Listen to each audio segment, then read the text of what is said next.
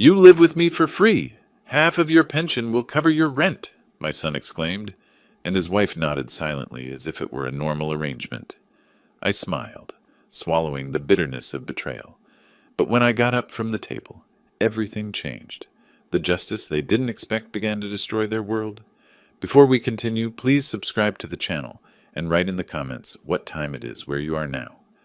I poured coffee into my mug and offered refills to Douglas and Leona across the dining room table. Sunday lunch had left the table cluttered with plates, the spring afternoon light coming through the windows at 2847 Maple Street in soft bands. I felt good that day, optimistic even. I wanted you both to know first, I said, settling back into my chair. I'm retiring next month. Pension comes to $2,400 monthly. Not much, but enough. Douglas glanced at Leona. Something passed between them that made my coffee suddenly taste different. Leona set down her fork with precision. That's actually perfect timing. We've been meaning to discuss your rent situation. Starting April, you'll pay $1,200 monthly. The words hung there like smoke. I looked at my son, waiting for him to correct her, to laugh it off. He studied his plate instead, pushing around the last of his food. Rent? I kept my voice level. I'm family. This is our house, Sylvester. Leona emphasized the word like I might be hard of hearing. You live here. You pay rent. That's how it works everywhere. She slid a printed spreadsheet across the table toward me. The paper was crisp, the columns neat. She'd prepared this, planned it. Douglas finally spoke, still not meeting my eyes. Dad, you have to understand. We have expenses. Mortgage, bills. It's only fair you contribute. I looked at the spreadsheet. Room rental, utilities allocation, shared space usage, food costs. The numbers were itemized like a restaurant menu. $1,200. Half of everything I'd earned over 43 years of engineering work, calculated down to the cent. When you mentioned the pension amount, Leona continued, her voice businesslike and cold, we realized you could afford market rate. Your room, utilities, shared spaces, food. $1,200 is actually generous for this neighborhood. I stood slowly, pushed my chair back without force. The legs scraped against the hardwood floor I'd helped Douglas refinish 5 years ago. I didn't slam anything, didn't raise my voice, just looked at them both, my son avoiding my gaze, his wife watching me with the expression of someone concluding a successful business transaction. Interesting, I said. The word came out flat, almost curious. Very interesting indeed. I walked toward the stairs, my footsteps measured and deliberate. Behind me, Leona called out, We'll need first payment April 1st. That's 3 weeks. I didn't turn around. In my bedroom, I locked the door and moved to the closet. The cardboard box sat on the top shelf, where it had been for 15 years, labeled in my own handwriting. House Documents, 2010. My hands were steady as I pulled it down and carried it to the bed. The papers spread across the comforter like evidence at a crime scene. Cashier's check for $340,000. My signature at the bottom. Closing documents from March 2010. My name listed as buyer. Douglas Bell listed as title holder. The deed transfer paperwork. My handwritten note on yellow legal pad paper, dated the day of closing. For my son's future. So he starts ahead of where I did. I'd been 42 years my career as a structural engineer, calculating load-bearing capacity and stress points, understanding exactly how much weight a foundation could hold before it cracked. I'd wanted Douglas to build his life on solid ground. Instead, I'd built him a weapon. The mortgage they claimed to struggle with didn't exist. I'd paid cash. The bills they needed help covering were for a house that cost them nothing. And now they wanted half my pension for the privilege of sleeping in a bedroom I'd purchased with my own money, in a house I'd handed to my son as a gift because I believed a father should help his children succeed. I sat on the edge of the bed, the original check in my hand. $340,000. 15 years ago, that was nearly everything I had saved.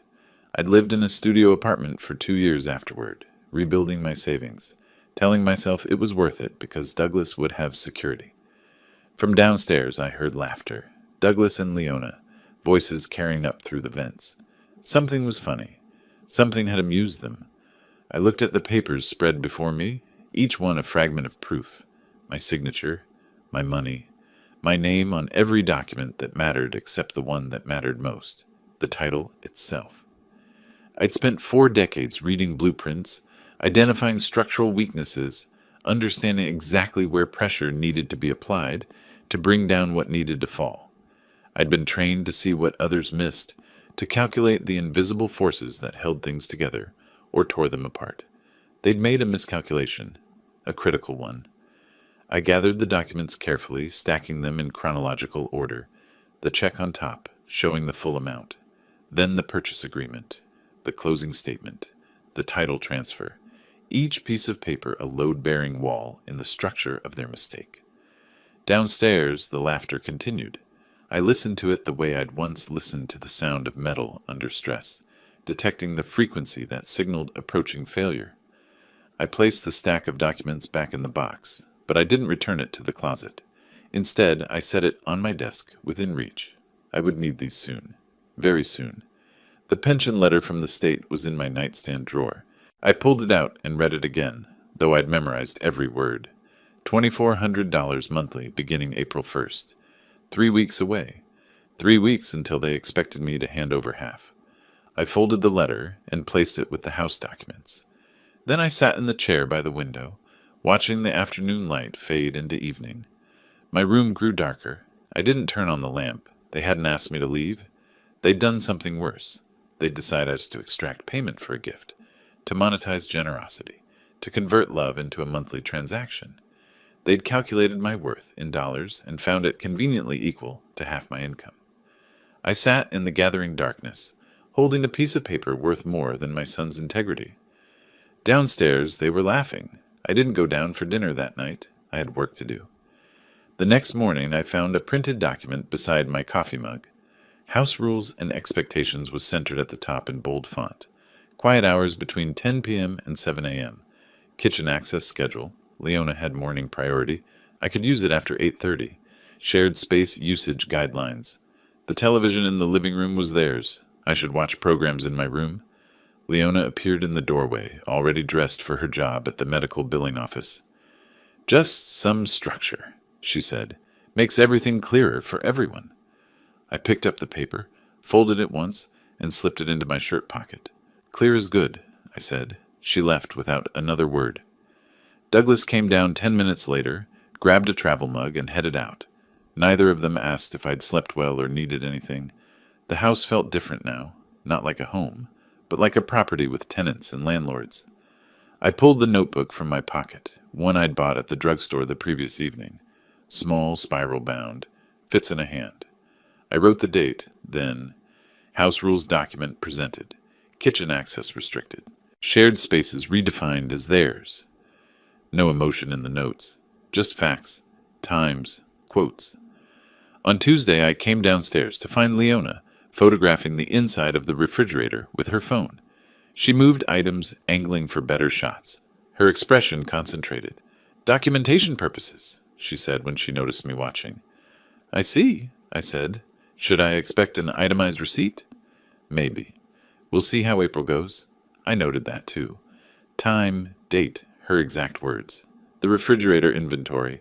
The implication that my food consumption was being measured against some standard she'd established. That afternoon, while they were both at work, I walked 3 blocks to a different bank than the one we'd always used. The branch manager was young, professional, eager to help. I opened a new account, checking and savings. Then I transferred $87,000 from my old savings account, the one Douglas and Leona knew existed, because I'd mentioned it last Christmas, when Douglas had been worried about car repairs. "Everything all right, Mr. Bell?" the branch manager asked as she processed the transfer. "Just organizing finances for retirement," I said, smiling. "Want everything simplified?" She handed me temporary checks and a debit card. I rented a safety deposit box while I was there. Small, but sufficient. Back home, I photographed every document from the house box using my phone. The check, the closing papers, the deed transfer, my handwritten note. I uploaded everything to cloud storage, then drove to my new bank and placed the originals in the safety deposit box. The copies went back into the cardboard box in my room. If anyone looked, they'd see papers. They wouldn't know the originals were locked away beyond their reach. Wednesday evening, I returned to my bedroom after dinner to find it noticeably colder than the rest of the house. The programmable thermostat in the hallway showed 58 degrees, set for my zone during nighttime hours. When I adjusted it back to 68, Douglas appeared within minutes. "Dad, the heat stays at that setting. We can't afford to warm empty rooms all day." "My room isn't empty," I said. "I'm in it." "You know what I mean. During work hours, use a blanket." He walked away before I could respond. I noted the interaction in my book. Thermostat control. Temperature set to 58. Use a blanket quote, attributed directly to Douglas. Over dinner Thursday, I still ate with them, still sat at the same table, observing. Leona mentioned almost casually, "Douglas and I were discussing seniors often prefer first-floor living. Safer, fewer stairs." "I'm 67, not 97, I said. "Of course." Her smile was practiced, the kind you'd give a difficult client. "Just something to think about. Your current room would make an excellent office for Douglas. Home office expansion, you know. Tax deductible." "I'll give it thought," I said, and stood to clear my plate. A lot of thought. That night I sat at my laptop and searched. Oregon property law. Purchased house in someone else's name. Legal rights to property paid for by another person. The search results loaded slowly, but I had time. All the time in the world now. Constructive trust. The term appeared in multiple results. I clicked through to legal forms, statute explanations, case precedents. In Oregon, when someone provides funds for property purchase but title is placed in another person's name, courts could impose a constructive trust, recognizing the funding party's actual ownership despite what the paperwork showed. I took screenshots, wrote down statute numbers, found names of attorneys who'd handled similar cases, real estate disputes, property ownership challenges. 23 attorneys in Portland alone specialized in this exact situation. Friday morning, after Douglas and Leona left for work, I read through everything again. The law was clear. Documentation was key. Proof of payment. Proof that title transfer was intended as temporary or for specific purposes. Written evidence of the relationship between the parties. I had the check. I had the closing documents. I had my handwritten note explaining the gift was for my son's future, not an unconditional transfer of ownership.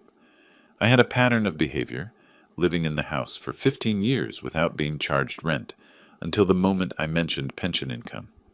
Saturday, Douglas suggested we talk about April 1st after breakfast. Leona had printed another spreadsheet, this one showing monthly expenses I'd be responsible for, $1,200 for rent and food. But there were line items for additional services, laundry facilities, garage access, yard space usage. "These aren't included in the base rent," she explained, "but if you want them, we can negotiate rates." I looked at my son. He was scrolling through his phone, not even pretending to pay attention to his wife extracting money from his father, like I was a tenant disputing utility charges. "I'll review this," I said, taking the paper. "Give you an answer soon." Sunday night, late, I sat at my desk with the notebook, the printed spreadsheets, the screenshots of legal statutes, and a list of attorney names with their phone numbers. I'd organized everything by date, by category, by relevance. James Morrison, real estate attorney, property disputes, 20 years experience. His website showed a practice focused specifically on title challenges and ownership conflicts. Reviews praised his thoroughness, his willingness to take cases others considered difficult. His office was downtown on Fifth Avenue. Consultation fee was $200. Phone number listed clearly at the top of the page. I wrote it down in my notebook, underlining it twice. Tomorrow was Monday. Offices opened at 9. I'd call at 9:15 after the morning rush, when someone would have time to listen carefully. I clicked on Morrison's profile picture, a man in his 50s, gray hair, serious expression. His biography mentioned engineering background before law school, structural engineering. Specifically, he'd understand blueprints, he'd understand foundations, he'd understand what happened when you built something and then had it claimed by someone else. I closed the laptop and looked at my phone, the attorney's number glowing on the screen. Tomorrow, I'd make a call that would change everything. I called James Morrison's office first thing that morning. His secretary scheduled me for 2 o'clock. By 9:30, I had my folder organized, documents arranged chronologically, repair receipts bundled separately, my week of notes clipped to the inside cover. I put on a dress shirt and jacket. This wasn't casual business. I was hiring a professional to reclaim what belonged to me. "Going out," I told Douglas as he gathered his things for work. He barely looked up. "Sure, Dad." I took the bus downtown. The shared car would have been faster, but I preferred keeping my movements unremarked. The bus dropped me 3 blocks from the office building on Fifth Avenue, 12 floors up according to the directory in the lobby. The elevator ascended slowly, stopping at various floors. By the time I reached Morrison and Associates, I felt the significance of the moment settling over me like a weight I'd chosen to carry. The reception area was professional but not ostentatious. James Morrison appeared within minutes of my arrival, mid-50s, gray at the temples, reading glasses hanging from a cord around his neck. He shook my hand firmly. "Mr. Bell, come in." His conference room had windows overlooking the city. He gestured to a chair and sat across from me, pulling the legal pad closer. "Tell me what's happening," he said. I spread the documents across the table. The cashier's check first, $340,000 dated March 2010, made out to Columbia Title Company, my signature at the bottom. James picked it up, studied it through his reading glasses. "This is from your personal account? You can verify the funds originated with you?" "Yes, I worked 42 years as structural engineer, saved specifically to buy a house outright, no mortgage." He set the check down carefully, reached for the closing documents. "And you placed title in your son's name because—" I thought I was helping him establish credit, build equity. I thought I was being a good father. James didn't react to the bitterness in my voice, just made notes, moved to the next document. The deed transfer showing Douglas Bell as sole owner, my name nowhere on the title itself. "That complicates things legally," he said, "but doesn't eliminate your claim. Constructive trust doctrine exists precisely for situations like this." He spent 20 minutes reviewing everything, the purchase paperwork, bank statements from 2010 showing the withdrawal, 15 years of repair receipts, roof replacement, $12,000, HVAC system, $8,500, kitchen renovation, $15,000, all paid by me, all documented with my name on invoices and canceled checks.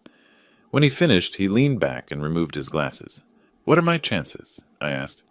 60-40 in your favor, maybe 65-35 with this documentation. Oregon courts recognize constructive trusts when someone provides purchase funds, but title goes to another party.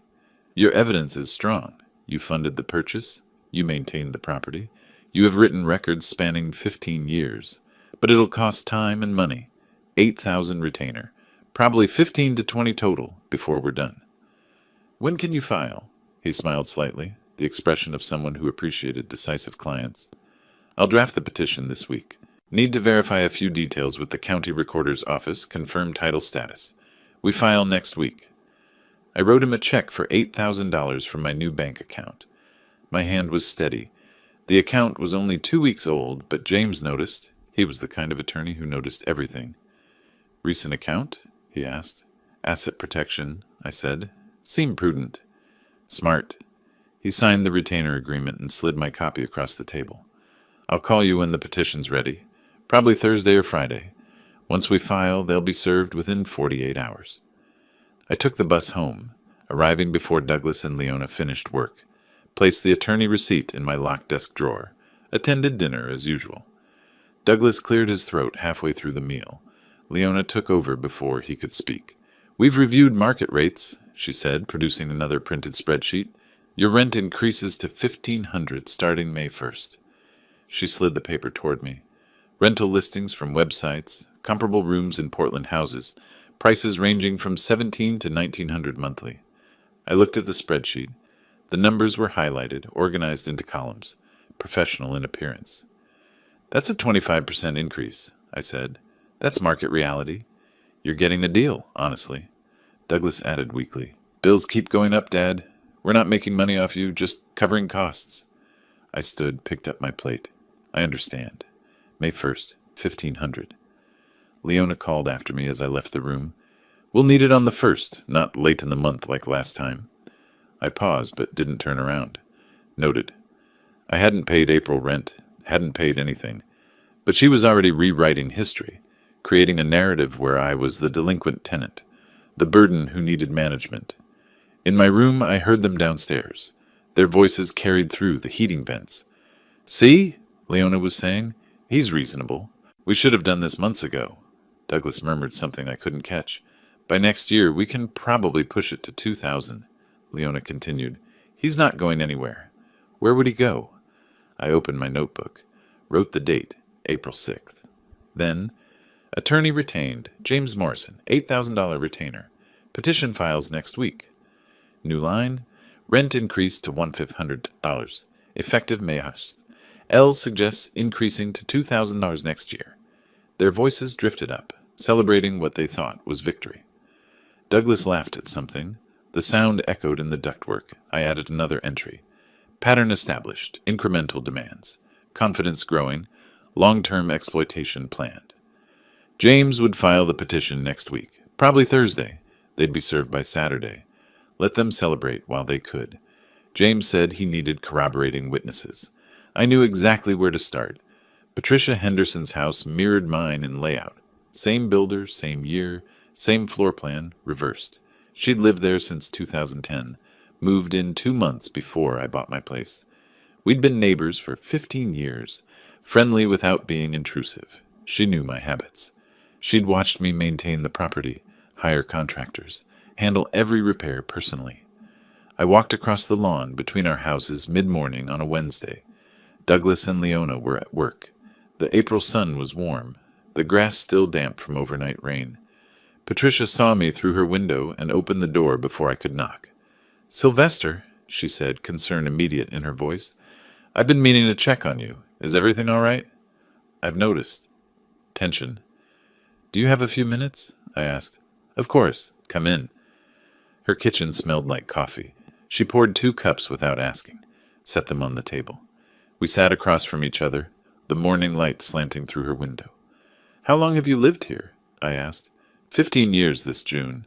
Moved in 2 months before you bought your place." She studied my face. "What's wrong?" "You remember me buying the house?" "Absolutely." Her voice was firm, no hesitation. "You were so proud. Told me you'd saved your whole career for it. Paid cash, no mortgage. Your son visited sometimes, but this was always your house. Everyone knew that." I pulled out my notepad and a pen. "Would you be willing to write that down? Sign it?" Understanding dawned across her features. "Are they claiming it's theirs? After everything you've done?" She reached for the pen. "Give me paper. I'll write every detail I remember." She spent 20 minutes writing, her handwriting neat and deliberate.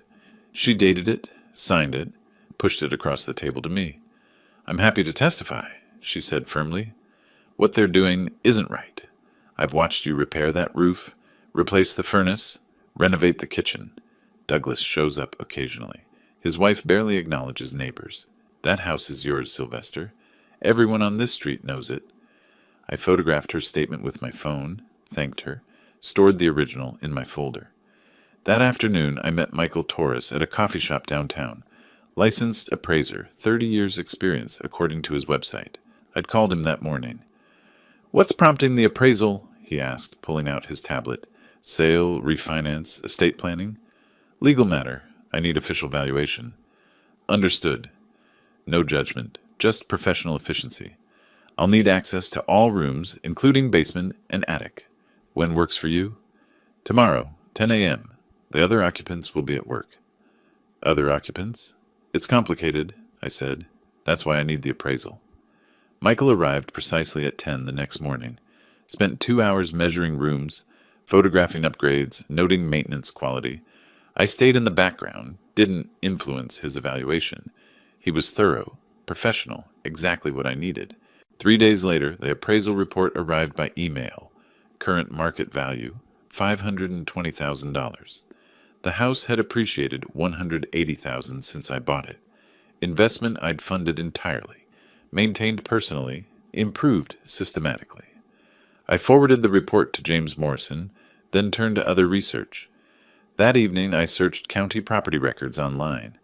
Public information accessible to anyone. I entered the address for 2847 Maple Street and waited for the results to load. Purchase history appeared first. Original purchase, March 2010. Price $340,000. No mortgage recorded. Free and clear, exactly as I'd paid for it. Then, lower on the screen, a second entry. Home equity line of credit, $80,000. Opened March 2024. Lender, Pacific Northwest Bank. I stared at that entry for a long time. Douglas had borrowed against the house. Borrowed $80,000 using equity I'd created. Without telling me. Without asking permission. I clicked deeper into courthouse records, searching for any related filings. Found one dated 6 weeks ago. Notice of default. Pacific Northwest Bank versus Douglas Bell. Borrower 3 payments delinquent on home equity line of credit. Monthly payment $2,400. Total arrears $7,200. Borrower has 90 days from notice to cure default or property subject to foreclosure proceedings. The calculation was simple. They were demanding $1,500 monthly from me while owing the bank $7,200 in missed payments. Monthly HELOC payment $2,400, exactly matching my pension amount. They weren't greedy, they were desperate, drowning, and trying to use me as a life raft. I sat back from the laptop, processing. Douglas had taken an $80,000 loan 14 months ago, couldn't maintain the payments. Faced foreclosure within 90 days unless he caught up the arrears and resumed paying $2,400 monthly. That's why the rent demand came exactly when it did. That's why they'd calculated $1,200 so precisely. Half my pension. That's why Leona had increased it to $1,500 this week. They needed more. Faster. They'd gambled with a house they didn't buy, using equity they didn't create, and now they needed me to bail them out. I composed an email to James Morrison. Subject line, additional evidence, urgent. Attach the appraisal report, screenshot of the HELOC, screenshot of the foreclosure notice. Body text, property currently valued at $520,000. Title holder took $80,000 HELOC in March 2024 without my knowledge. Currently in default, $7,200 in arrears, facing foreclosure. This explains their sudden demand for rent payments. Please call when convenient. That evening, Douglas passed me in the hallway. Dad, did someone come by today? Neighbor mentioned seeing a car. Property appraiser, I said calmly. For my records. Appraiser? Why? Personal business. I continued to my room, closed the door. Heard Leona's voice from the kitchen, suspicious. What does he need an appraisal for? Douglas responded, uneasy. I don't know. Maybe insurance? At 11 that night, I opened my laptop one final time. The email to James sat in my drafts folder, all attachments verified. I reviewed it once more, then hit send. The message whooshed into the night. 4 attachments that transformed the case from property dispute to financial catastrophe. Douglas and Leona weren't just thieves. They were desperate, sinking, trying to pull me under with them. I closed the laptop. James would see this by morning. James called me before 8 the next morning. His voice had a different quality. Sharper, more energized. Sylvester, the evidence package you sent is exceptional. Patricia's statement establishes timeline perfectly. The appraisal shows current value at $520, and that foreclosure notice, that's leverage we couldn't have anticipated. When do you file? I asked. Today. I'm finishing the petition now. They'll be served within 48 hours, probably Thursday. I pulled my notebook closer, wrote down the timeline. What happens after they're served? They have 30 days to respond. They'll hire an attorney, file an answer, maybe counterclaim. Then we begin discovery, depositions, interrogatories, document production, standard litigation process. How long until resolution? 4 to 6 months if they fight it all the way. Could settle earlier if they're smart enough to recognize they're exposed. James paused. One more thing. Given the foreclosure situation, they're financially vulnerable.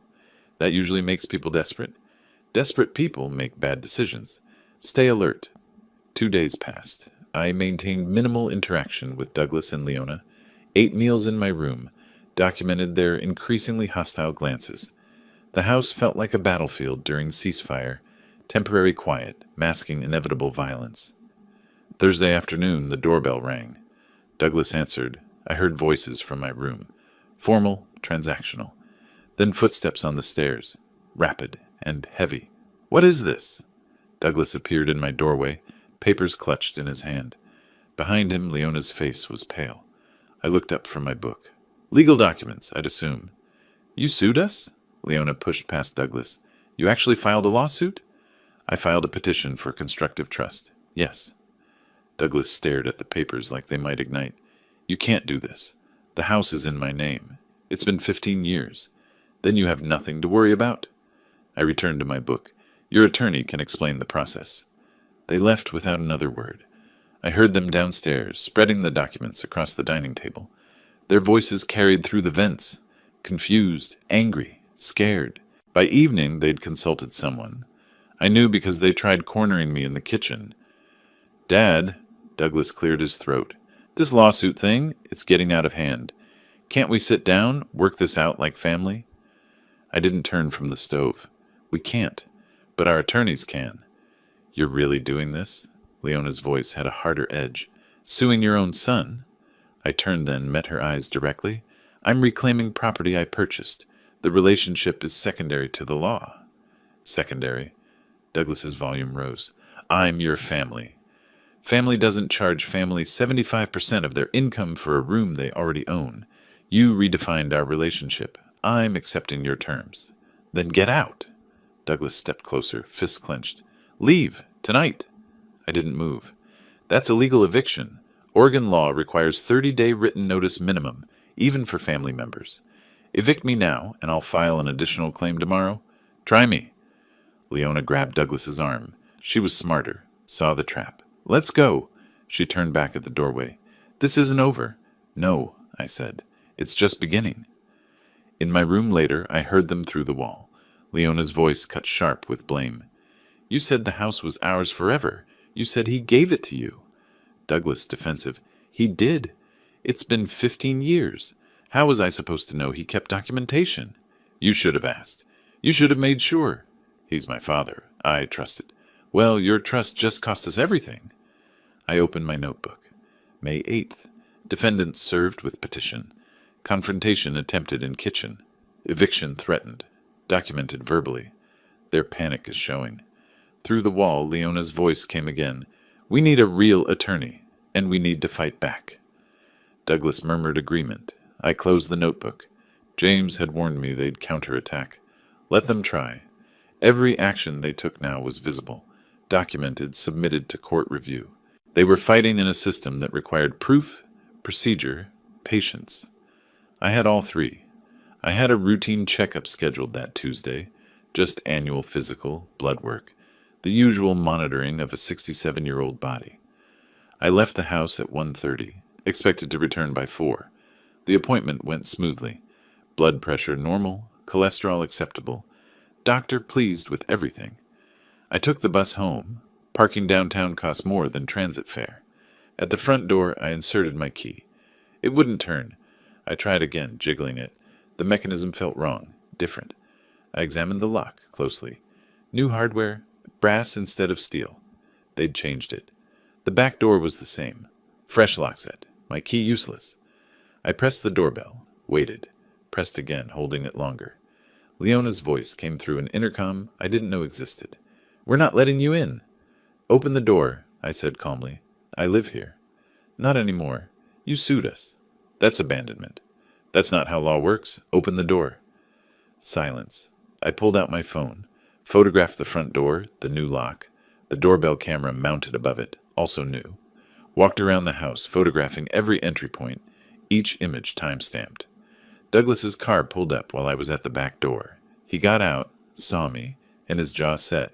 He walked to the front, unlocked it with a new key, went inside. I followed before he could close it. He blocked the doorway physically. You don't live here anymore. Leave, or I call police. I held up my phone, recording. For the record, you've changed locks, preventing me from accessing my residence and belongings. You're aware this is a legal eviction under Oregon law? Sue me. He almost smiled. Oh, wait, you already did. The door slammed. The deadbolt clicked. I walked to my car, sat inside, called James. They did what? His anger was immediate. Changed the locks while you were at a medical appointment? Complete lockout. I have photos. Audio recording of the confrontation.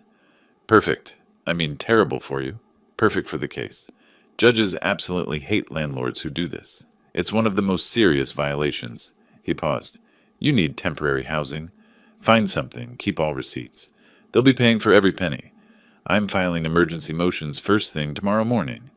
I drove east on Highway 26 until I found the Sunset Motel. Older property, reasonable rates advertised on a weathered sign.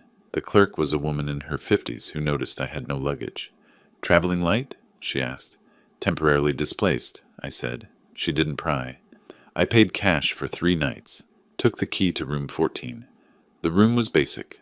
Double bed with thin comforter, television bolted to the dresser, bathroom with shower and rust stains around the drain. I sat on the edge of the bed and looked around. Everything I owned was locked inside a house I'd purchased, inaccessible because my son had decided locks could rewrite ownership. I had my wallet, phone, and the clothes I was wearing. Nothing else. The feeling lasted maybe 30 seconds. Exposure, vulnerability, the sharp edge of understanding that I was 67 and sleeping in a budget motel, while people half my age controlled my possessions. Then anger hardened it into something else. Resolve. Focus. I made a list on my phone of immediate needs. Clothes, toiletries, laptop to communicate with James. All expenses to be documented, all receipts saved. James called the next morning. I filed 2 motions, emergency hearing for wrongful eviction and an order requiring them to return your property immediately. Hearing is scheduled for next Monday. 1 week. What do I need to do? Document everything, every expense, every interaction. They've made a catastrophic error, and I want a complete record when we walk into that courtroom. 3 days later, a process server found me at the motel. How Douglas got the address, I didn't know, and that realization sent a cold thread down my spine. They were tracking me, somehow. The server handed me a thick envelope. Douglas and Leona Bell versus Sylvester Bell, counterclaim. I opened it in my motel room, skimmed the first page, flipped through. They were seeking $45,000 for 15 years unpaid rent, claiming I'd lived free while they bore all expenses. Attached was an affidavit from Robert Henderson, Leona's brother who lived in Salem. Detailed statement about visiting the house regularly over the years, witnessing Douglas paying for everything, repairs, utilities, property taxes, notarized signature at the bottom. I read it twice. Every sentence was fabrication. Robert barely visited, maybe twice a year for holidays. Never witnessed any transactions, but the signature was real, official. I called James. They filed a counterclaim, I said. $45,000 for rent they claim I never paid. Predictable. He didn't sound worried. What's their evidence? Affidavit from Leona's brother. Says he witnessed Douglas paying for everything over the years. The brother who doesn't live there and isn't listed on any documents we've seen? Correct. They're desperate. This is desperate people making desperate mistakes. We'll depose him, and his testimony will collapse under basic questioning. Where was he during these alleged payments? What dates? What amounts? He won't have answers because it never happened. So we're still solid? Better than solid. They've committed illegal eviction, serious violation. They've filed a frivolous counterclaim with what appears to be perjured testimony. They're not fighting back effectively. They're flailing, and every flail creates more evidence against them. I sat at the small table in my motel room that evening, laptop open, cheap model I'd bought at Walmart that afternoon, drafted a timeline for James, lockout date and time, photographs taken, recording of Douglas's threats, motel costs, accumulating, $67 per night, times 7 nights so far equaled $469. Business expenses of being wronged. I saved the document, backed it up to cloud storage. The room was small and smelled faintly of old carpet and cleaning solution, but it was temporary. Everything they'd done in the past week, the locks, the threats, the false testimony, had weakened their position, not mine. James had the emergency hearing scheduled for Monday. 5 more days. The hearing came faster than I expected. 5 days in the motel, and I was driving to the Multnomah County Courthouse Monday morning. I'd bought new clothes, suit from Target, dress shoes that pinched slightly, A tie I'd knotted 3 times before getting it right. Everything I owned was borrowed or purchased in the past week. The displacement felt physical, like wearing someone else's skin. James met me in the hallway outside the courtroom. He carried a leather briefcase, documents organized in color-coded folders. We reviewed strategy briefly, emergency eviction matter first, then preliminary hearing on the main case. Douglas and Leona arrived 20 minutes later with their attorney. His suit was cheaper than James's, fabric shiny at the elbows. Discount legal services visible in every detail. They sat on a bench 20 feet away. No one spoke. Leona whispered urgently to their lawyer. Douglas stared at the floor. The bailiff called the case number. We entered. The courtroom felt larger than necessary. High ceilings, Oregon state seal behind the judge's bench. Witness stand to the right. Gallery seating empty except for Patricia Henderson, who'd come to observe. I sat at the plaintiff's table beside James. Douglas and Leona took the defendant's table opposite. The judge was a woman in her mid-50s. Gray hair pulled back, reading glasses perched on her nose. She reviewed papers before looking up. Mr. Morrison, you filed an emergency motion regarding alleged illegal lockout? James stood. Yes, Your Honor. While my client attended a medical appointment, defendants changed all locks, denied him access to his belongings, and threatened police involvement if he attempted to return. He presented photo exhibits, time-stamped images of the changed locks, the new doorbell camera, the inaccessible entry points, then the audio recording of Douglas's threat. Finally, the motel receipt showing $469 in costs. The judge listened, her expression growing stern. Counsel? She turned to the defense attorney. He stood awkwardly. Your Honor, this is a dispute between family members, not a formal landlord-tenant. Oregon law doesn't distinguish. The judge cut him off. Residential lockout without proper notice is illegal, family or not. Was notice provided? No, but... Then the lockout was improper. She made a note. Defendants will provide plaintiff access to retrieve personal belongings within 24 hours, supervised by a neutral party if they prefer. Defendants are also responsible for plaintiff's reasonable temporary housing costs pending resolution of the main case. Douglas and Leona exchanged glances. Their attorney nodded, defeated. After a brief recess, we returned for the preliminary hearing on the constructive trust claim. Now let's address the main petition, the judge said. Mr. Morrison, outline your client's claim. James stood again. Your Honor, in March 2010, Sylvester Bell purchased the property at 2847 Maple Street for $340,000 cash. He placed title in his son's name temporarily, intending to help him establish credit and equity, not to transfer ownership. He presented the enlarged photocopy of the original cashier's check. The document camera projected it onto the screen. My signature, the bank's routing numbers, the amount unmistakable. The judge examined the physical check closely, making notes. James continued with the maintenance binder.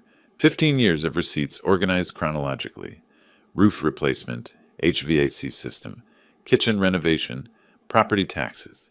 Every payment from my accounts. Total exceeding $45,000. And we have a statement from the neighbor, James added. The judge read Patricia's notarized testimony aloud, key excerpts about watching me act as primary occupant and maintenance provider.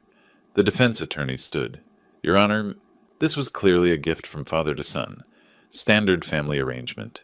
No formal gift deed is required for family transfers. 15 years of title in Mr. Douglas Bell's name establishes ownership. James responded immediately. No gift deed was ever executed.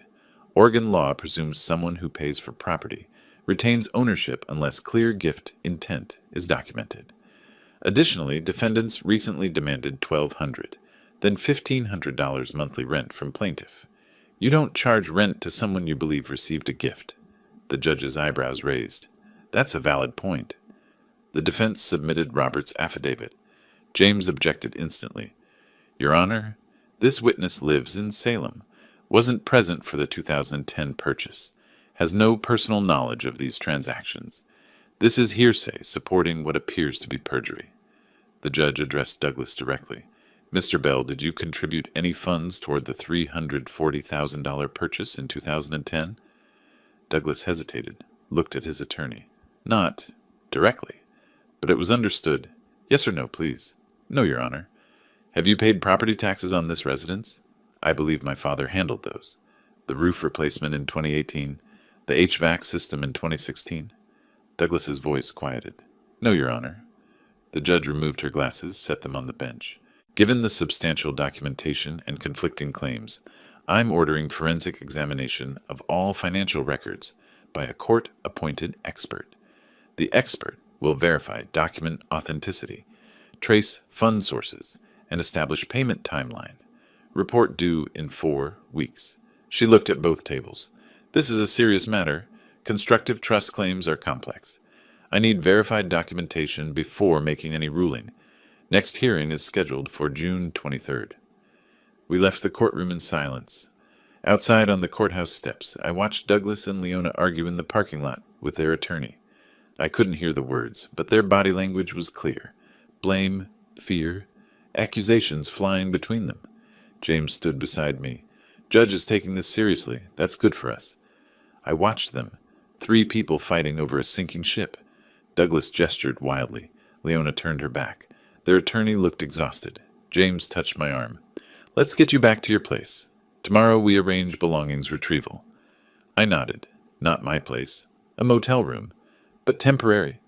The judge's examination order meant something. Meant doubt about their story. Meant possibility. I'd been back at the motel 2 weeks. My belongings filled the small space now. Clothes in the closet, documents in a banker's box on the desk, laptop beside it. Waiting for the forensic examiner's report felt like holding breath underwater.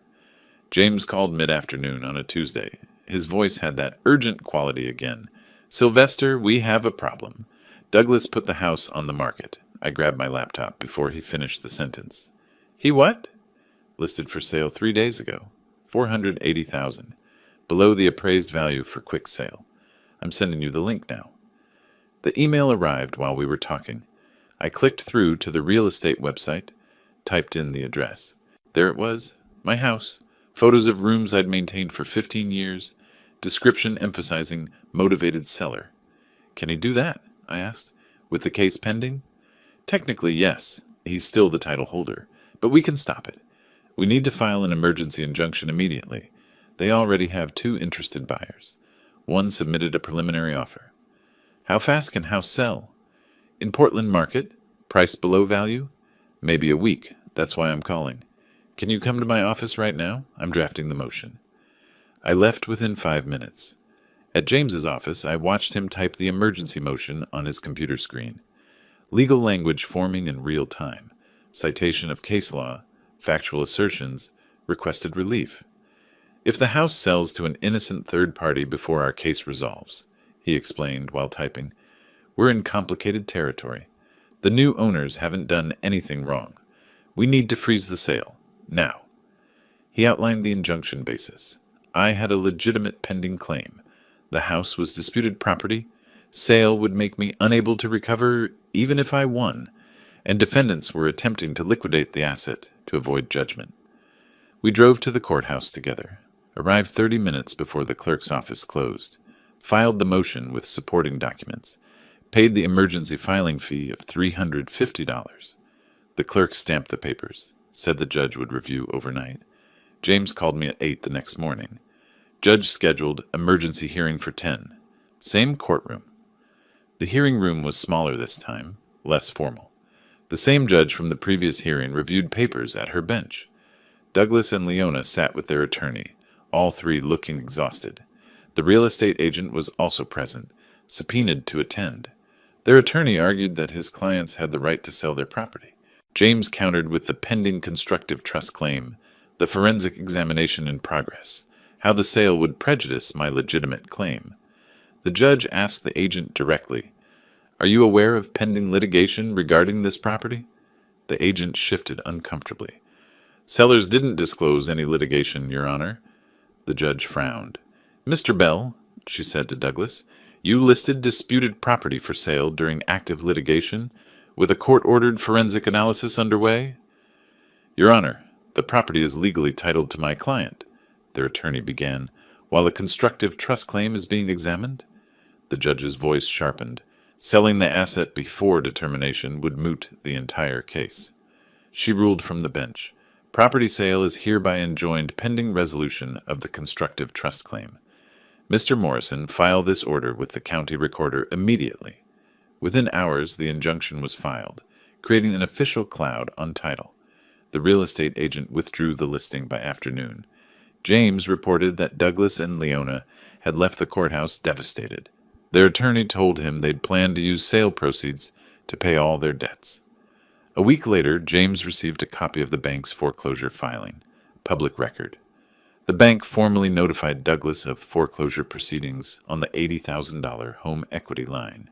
He was now 5 months behind on payments, $12,000 in arrears. The notice gave him 90 days to cure the default or lose the property. Over the following days, I noticed signs of their financial collapse. Douglas's BMW was gone. Neighbor Patricia mentioned seeing a tow truck. Leona's jewelry appeared for sale on Facebook Marketplace. Their grocery shopping shifted to discount brands. I sat in my motel room one evening processing the information. They couldn't sell the house, couldn't pay their debts, couldn't afford an ongoing legal battle. Their position weakened daily while mine strengthened. James had said their financial collapse actually helped our case, showed they were desperate and reckless, reinforced the narrative of me as the responsible party. I stood by the window, watching traffic on Highway 26. Saw Douglas drive past in an old borrowed car, not his repossessed BMW. He looked haggard through the windshield. I didn't feel satisfaction, just recognition. He'd made his choices. The forensic examiner would deliver the report in 10 days. Then the final hearing would be scheduled. Douglas and Leona were drowning financially. Couldn't sell, couldn't pay, couldn't escape. The trap had closed. Not by my design, by their own desperation. The forensic examiner's report arrived on a Tuesday morning. James called before I finished my coffee. Report came in. You need to see this. Can you come to my office? I was there within the hour. James had the report printed. 47 pages with exhibits, charts, expert analysis. We sat at his conference table and read key sections together. Page 3, the examiner's conclusion. All documentation provided by plaintiff verified as authentic. No evidence of financial contribution by defendant Douglas Bell found. I kept reading. The check authenticated through Federal Reserve banking records. Signature analysis confirmed I'd signed the 2010 purchase documents. Maintenance receipts verified through contractor records and bank statement cross-references. Payment patterns showed consistent funding from my accounts for 15 years. Then the section on Robert's affidavit. The examiner had found Robert's credit card records, showing he was in Salem on 3 dates he claimed to witness payments in Portland. His employer's records confirmed he was working those days, nowhere near my house. So he lied, I said. Or Leona fed him false information, James said. Either way, it contradicts the documentary evidence. The judge will see that. The second hearing was scheduled for 3 days later. The courtroom felt familiar this time. Same judge, same tables, same formality. The forensic examiner sat in the gallery. Older man, gray beard, briefcase beside him. The judge called him to the stand. He was sworn in, stated his credentials, 30 years of forensic accounting experience, testified in over 200 cases. James walked him through the methodology, document authentication techniques, database cross-references, timeline verification, financial flow analysis. In your expert opinion, James asks, who funded the purchase of the property at 2847 Maple Street? Unquestionably, Sylvester Bell provided 100% of purchase funds and subsequent maintenance costs. The defense attorney tried attacking the methodology during cross-examination. Couldn't this check have been reimbursed later? No evidence of any reimbursement in 15 years of records, the examiner said calmly. The judge asked her own questions. Dr. Patterson, is there any scenario where the defendant's claim of ownership is supported by financial evidence? None that I could find, Your Honor. The judge took a 30-minute recess to review the full report. We waited in the hallway. Douglas and Leona huddled with their attorney, looking grim. No one spoke. Court reconvened. The judge read her preliminary ruling into the record. Based on the forensic evidence presented, this court finds that plaintiff has established a constructive trust.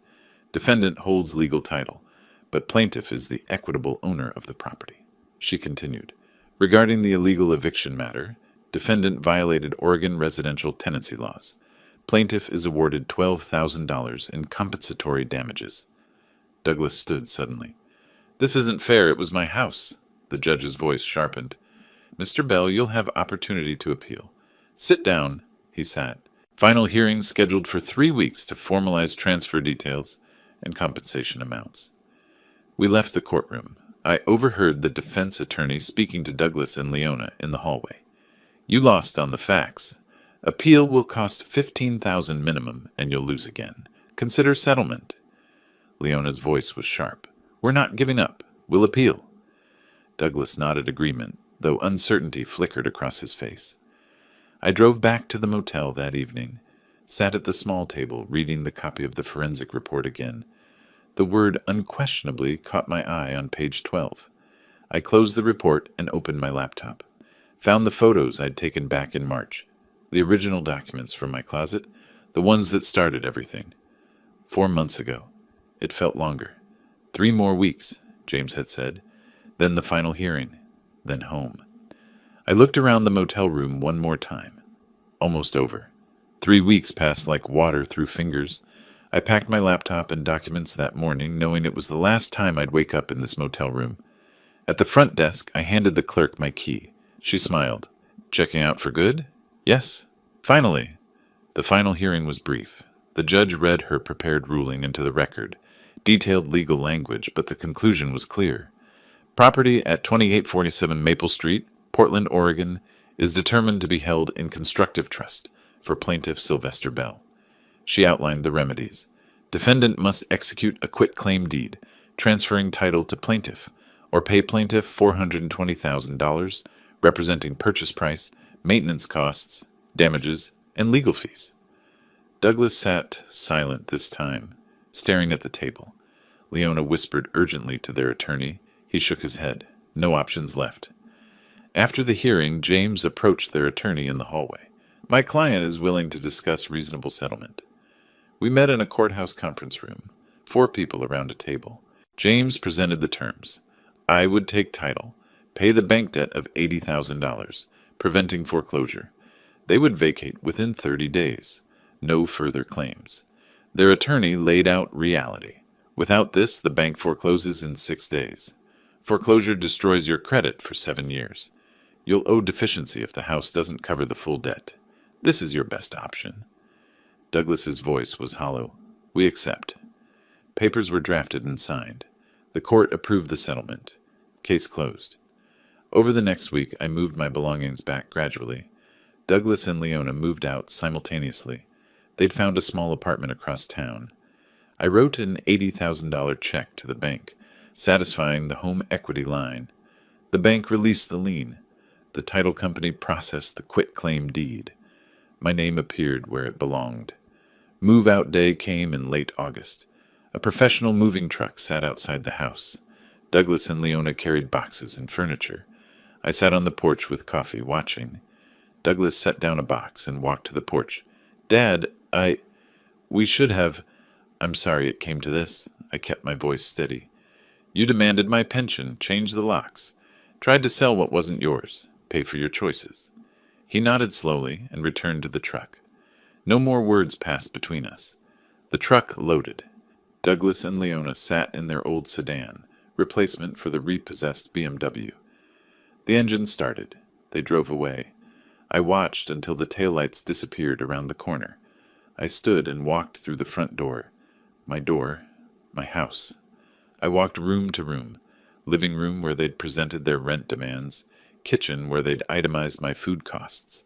Upstairs to the bedroom they'd tried to relocate me from. Everything felt different now. Earned through evidence and law, not given through generosity. I made coffee in the kitchen. The same kitchen where Douglas had threatened eviction. Poured a cup, added cream the way I liked it. Carried it to the back porch. The August sun was warm. Birds moved through the trees in the yard. The sound of my own house, peaceful. No arguments threading through the walls. No demands sliding across tables. Just quiet ownership. I thought about calling Patricia to let her know I was home. Thought about calling James to thank him properly. But instead, I just sat. The quiet was enough. 4 months of documentation, courtrooms, motel rooms, and strategic patience. 4 months to reclaim what had always been mine. I sipped the coffee. It had grown lukewarm, but I didn't mind. Douglas and Leona were somewhere across town, living with consequences. The house was mine, legally now, matching the equity I'd held all along. Justice, when it finally arrived, hadn't announced itself with fanfare. It settled like evening, gradual, inevitable right. The sun dropped lower, casting long shadows across the yard. My house, my life, reclaimed. I'd lived 67 years, and somewhere in there learned that justice isn't about revenge, it's about restoration. They were gone. I was home. That was enough. If you like this story, please like this video, subscribe to the channel, and share your impressions of this story in the comments. To listen to the next story, click on the box on the left. Thank you for watching.